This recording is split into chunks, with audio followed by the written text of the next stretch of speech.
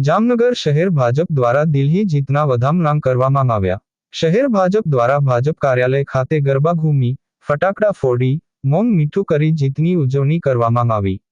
દિલ્હીની જીતને ઐતિહાસિક જીત ગણાવી વિકાસશીલ ગાથાને ટેકો દિલ્હીની જનતાએ મોદીજીને આપ્યો।